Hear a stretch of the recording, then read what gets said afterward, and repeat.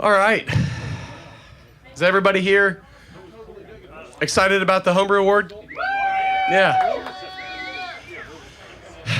Well, I don't know about you guys, but I'm hot as shit. And I've been having a good time, though. It's a lot of fun. I think we're doing great.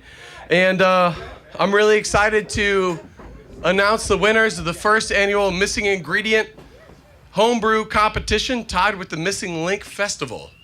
So I hope you guys had a lot of fun working with that yeast. We had a lot of fun with it on a professional level. We have Kyle and Dan here from Carillon.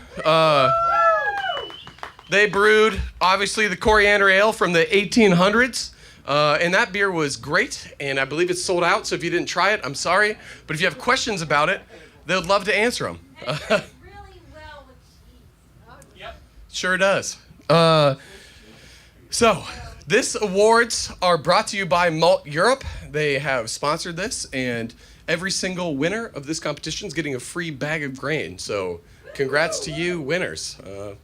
You'll get, he said, quote, "I'll give them as much as they can think they can handle," which means bags if you want them. But you're going to at least get a bag. So, everybody's getting a bag of grain, so that's great. We had over 30 entries. We had 3 entries of aged over a year or more. Last year was kind of messed up. I'm sure you guys kind of remember the pandemic and all. We barely were able to have Missing Linck event last year, if you want to call it that. The week before the event was scheduled, the governor said we're opening back up, and all our bartenders are like, nah, we're not doing fucking shit here. So we decided to do something anyway, but it was really chill and calm, and we didn't really promote it. We brought some beers in. Thankfully, some people brewed some beers. It was pretty great, but we laid the foundation, and here we are. This year, we blew it out a little bit more. We wanted to do the homebrew competition like always, and I want to give a special thank you to Roxanne for helping make all this possible. She managed all the work on the back end. She handled basically everything. The only thing I get to do right now is take basically all the credit for it. So thank you, Roxanne, very much. You did a fantastic job. We're going to do it again next year. We absolutely are. So we had 3 aged, and I want to start off by saying the winner of the aged category is Roxanne Westendorf with her Orval clone. So congratulations, Roxanne.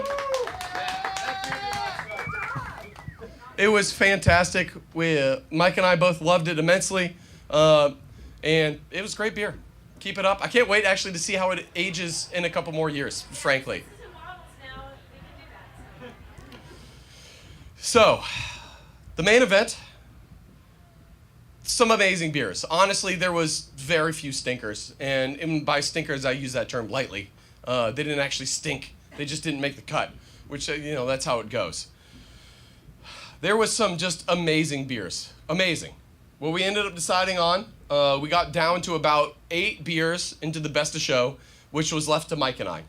Now, I don't know how much you guys heard about how we were judging the beers or not, but it was not to BJCP's guidelines. It was not to any style guidelines. It was pure hedonism.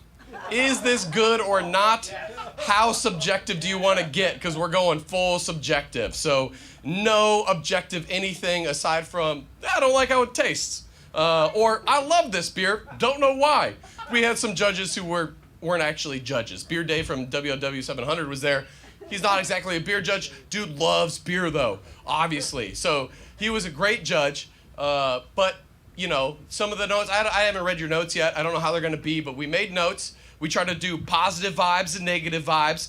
We tried to keep it nice, even if there were negative vibes about the beer. So if there's anything that grossly upsets you with the feedback, please let me know so I can try to be a little bit more strict with the judges next year. But we're really trying to we're trying to treat you guys like our customers as pro brewers treat us, like jackasses. So welcome to the show.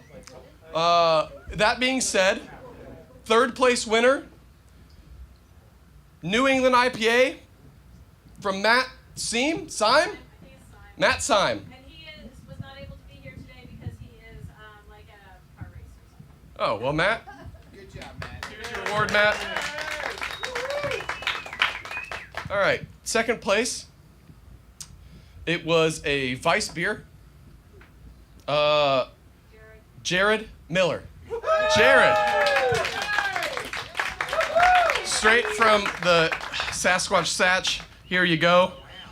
This was made by Mike from Humble Monk. Those are wine barrel staves that we use to make dino beers in. So cheers to that. That beer was amazing. We loved it. That was such a true expression of a good German wheat beer. I mean, it was fantastic. I think the only thing that dinged you from first to second was we didn't get enough of the Missing Linck characteristic, whatever the hell that means. But that's what we decided. So you got second. Nice work. First place.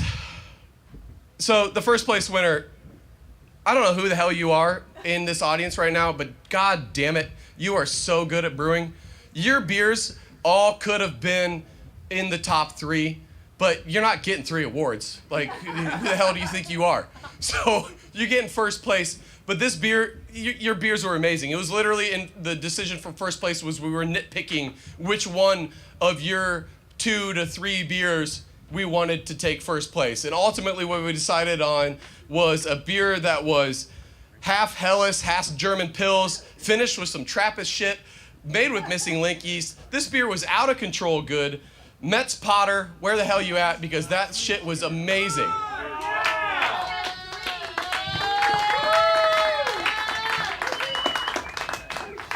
Is he not here? Oh my god, his beer was so good. That dude's fucking crazy good at brewing. God damn. Cheers to Metz. Well, here's his award as well. Also in my sack. But yeah, cheers to him. He crushed it. There was, honestly though, there were so many good beers. That Best of Show, like I was saying, it was purely hedonistic, subjective based. So like, we had a stout in the Best of Show, and Mike was just like, you know, I just don't like to drink a lot of tropical stouts. So, yep, that beer's out. So that's just how. But that's, you know, that's the beauty of it. That's what's fun about being subjective rather than objective at times. And I know that can hurt, but anybody that made it to the Best of Show, which will be marked, your beers were truly fantastic, and you guys were all great, and I can't wait to see what we brew next year. So thank you all very much. I love you, and I'll provide yeast again next year. And if you want it in the meantime, let me know. I'll buy some more. Thanks, cheers.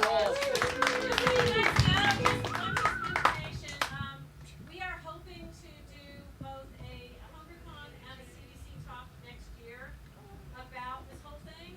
Like, you know, it's the whole thing from the discovery of the yeast through the festival and the Hunger competition, because I think it is an example for the rest of the country and the rest of the world about collaboration between homebrewers, co-brewers, city, historical stuff. Slightly distracted. So I gotta put my phone away. So So anyway, you know, we want to, if anybody took pictures, we'd love to have